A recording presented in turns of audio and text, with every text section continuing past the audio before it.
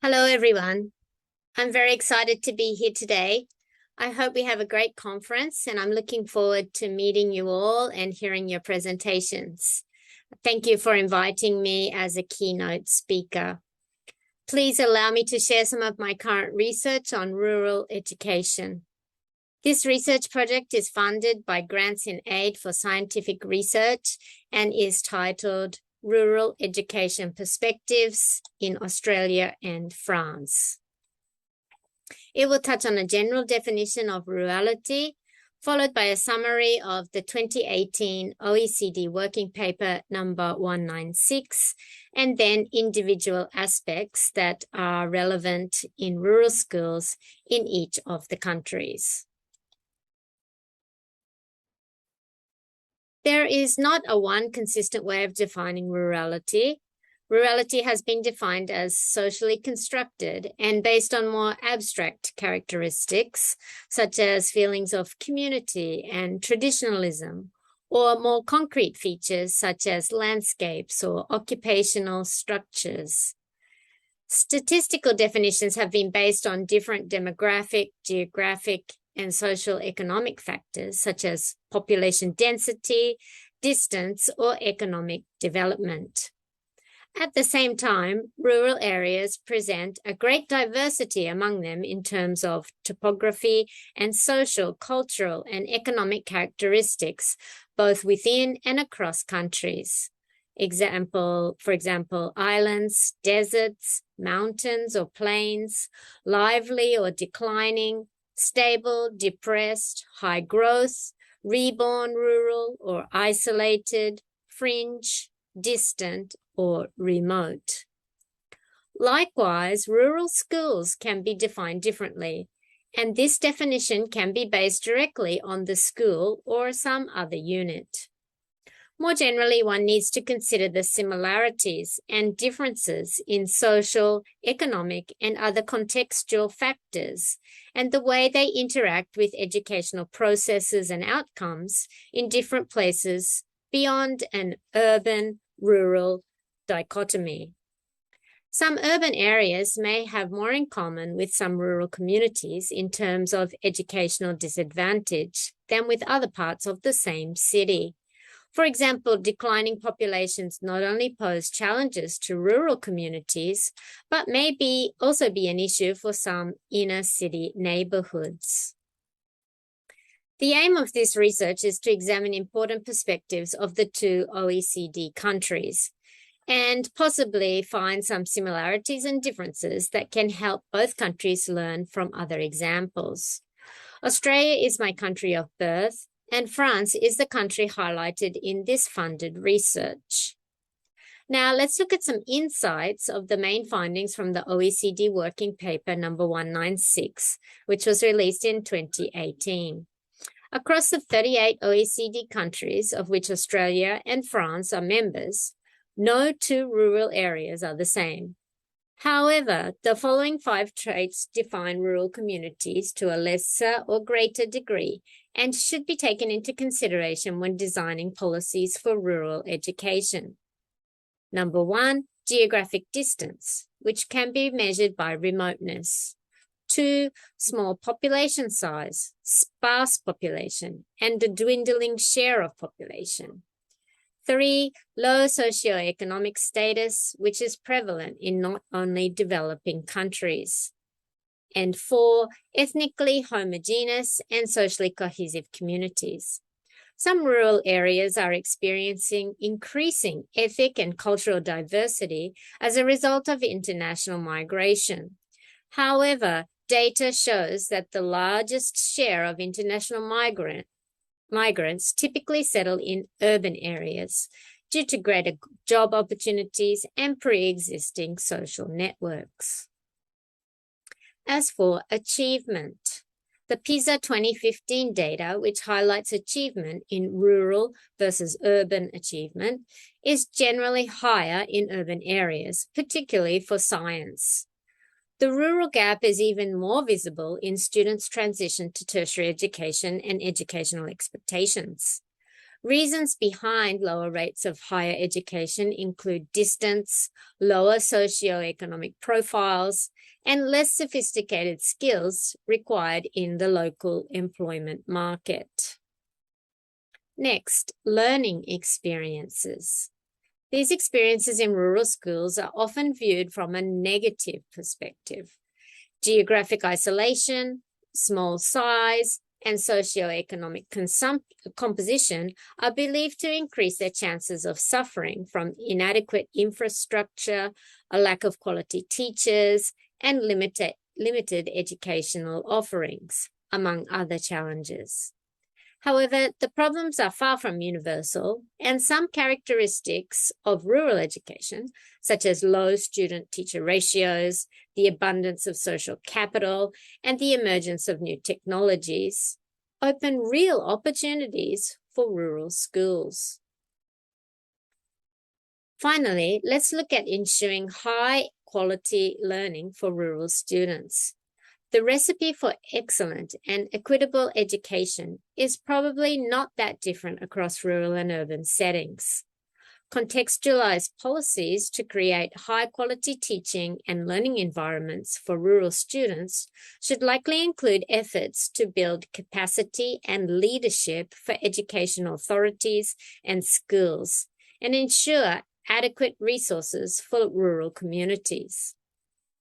Important issues include preparing and developing teachers and leaders for rural contexts, as well as supportive professional working environments in rural schools, connecting and collaborating with surrounding schools and the local community, making effective use of technologies and distant learning, reorganizing school networks, and facilitating transitions to secondary and tertiary education, and also the labour market.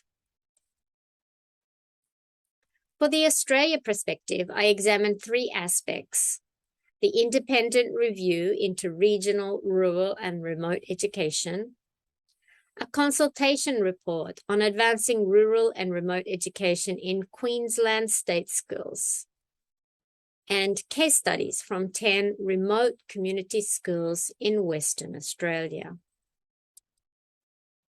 Firstly, the independent review.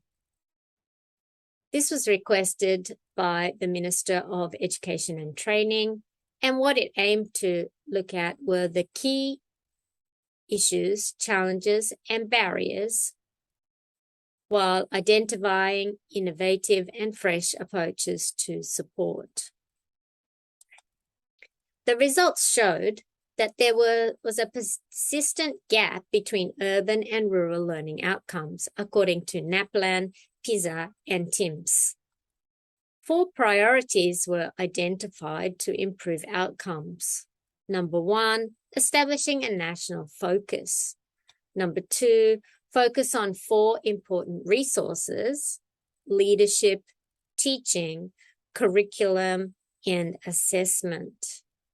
Number 3, ICT, availability, accessibility, and affordability. And number 4, transitioning into and out of school.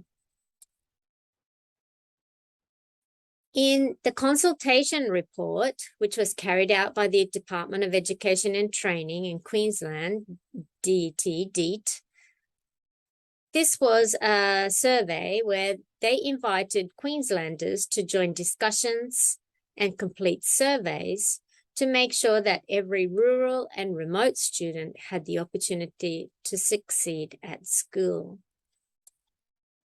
The results of this survey saw 3 themes identified, these being: number 1, enhancing student potential in STEM, arts and sports, visual learning opportunities, as well as being away from home.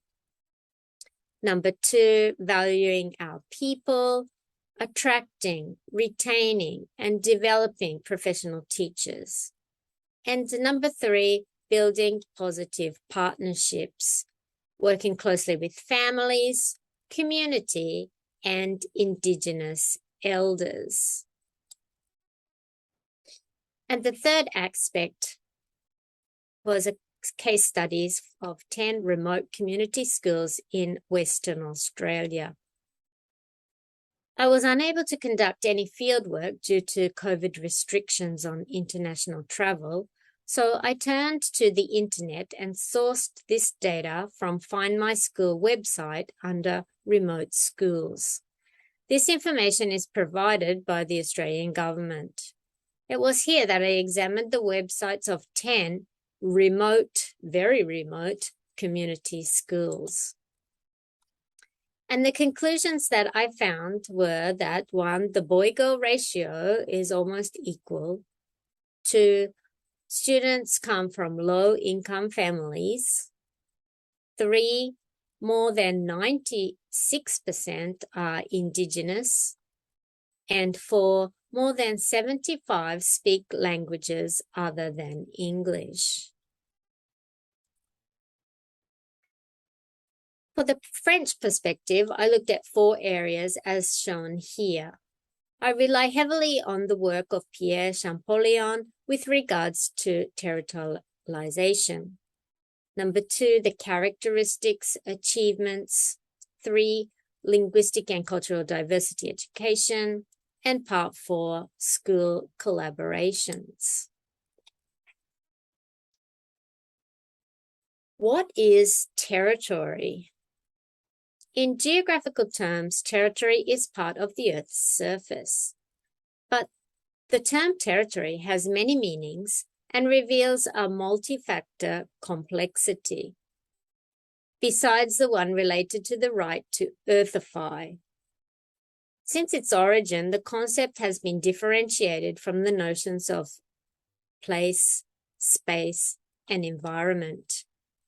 The territory can then be viewed as a socio-spatial system constructed, lived, and appropriated by its actors, supported by a collective projection towards a common future, deriving as much from a dream as from a social-cultural life and prescriptions, and generators of identity and symbols.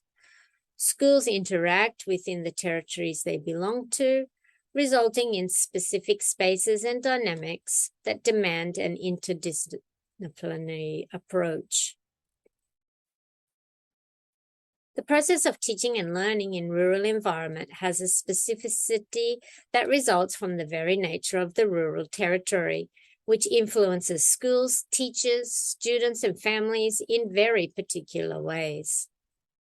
Despite the possible and inevitable problems of rural education, largely due to isolation and lack of resources, the overall conclusions of the research indicate that rural schools have features that offer potential advantages in terms of teaching practices.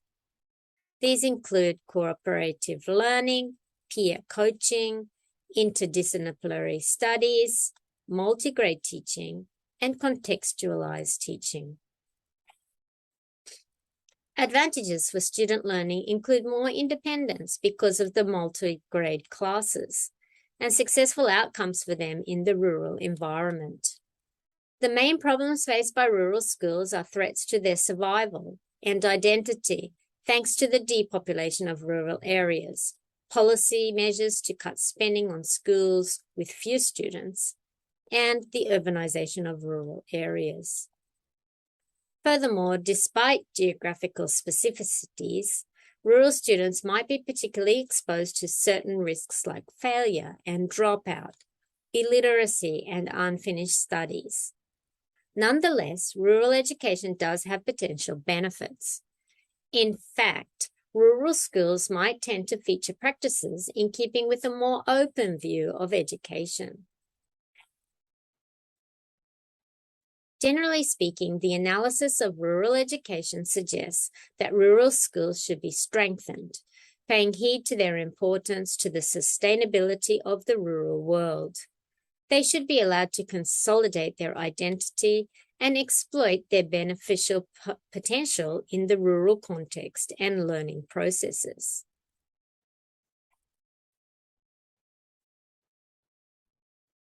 Next, let's look at some characteristics. In general, the following points have been pointed out as characteristics of rural schools: small size of the school, small number of teachers, isolation of teachers, faculty personnel changes are quick, lack of educational options available, lack of utilization of external human resources, poor cultural or extracurricular activities. An examination of the scores from national examinations showed that for some subjects and some age groups, the scores for rural areas was actually higher than urban areas. Rural refers to the municipality where the population of the village where the principal office is located is 2,000 people or less. In this way, just because it is a rural school, it does not mean that the basic academic ability is low. It should be noted that some schools are higher than those in the city. Thirdly, let's look at linguistic and cultural diversity education. In France, detailed programs are produced for all the foreign languages that are authorized for instruction in primary schools: German, English, Arabic, Chinese, Spanish, Italian, Portuguese, and Russian. At first glance, the palette of languages offered seems broad, but in reality, these languages are in competition with each other because pupils are only allowed to learn one of them. So, in spite of the ministry's desire to offer pupils a large choice of languages in order to diversify the languages on offer in France, the measure often has the perverse effect of reinforcing the hegemony of English. Of course, the school cannot teach all languages to all pupils, and this right from the primary age, but there are teaching approaches which make it possible to take into account the different languages present in a class. Let's look at the Didenham Awareness Project. Didenham is a little village in the suburbs of Mulhouse, near the German and Swiss frontiers. There are 84 students in total, with 37% being non-French origin. But only 8 students are recorded as non-French nationality, so children are speaking sometimes 1 or 2 languages in the home. A few years previous, the teaching team at the primary school was very worried about a growing number of racist incidents. They decided to design a school project around the languages and cultures present in the local area. They decided that they should involve the parents in the project by inviting them to lead class activities. This is very unusual in French primary schools, but there were more positive responses than expected. The activities took place on Saturday mornings and consisted of 2 or 3 sessions per class for each language. So the teachers started this project very simply out of their desire for greater tolerance in their school. And this was in addition to, not instead of, foreign language teaching. Language awareness activities can be useful in multilingual classrooms. The outcomes were to learn about tolerance, democratic citizenship, and global issues affecting our world today. And part 4, school collaborations. In France, there are several collaborative arrangements for rural schools, such as grouping students according to their grade in several neighboring schools. For example, preschool in one village, first years of primary education in another village, final years of primary education in a third village, teachers visiting rural schools regularly, promoting the use of educational materials and ICT equipment in the classroom, or teachers and students from neighboring rural schools organizing common activities. So from both of these countries' studies, these are the findings that I came to. Rural areas offer a diverse linguistic culture and are not monolingual, whilst urban areas tend to lean towards creating a monolingual environment in the school setting. Academic achievement is not always lower than urban counterparts, especially as students are subject to multigrade classes or single-class schools. One cannot assume that the intelligence of rural students will be lower than their urban counterparts, and vice versa. Collaboration with the community and other rural areas enhance the learning outcomes, and in both countries, the community at large are very involved. They are working to build positive partnerships and have a vested interest in the school, the children, and the future of the community. Thank you for listening. Here are a few of the references. Thank you so much.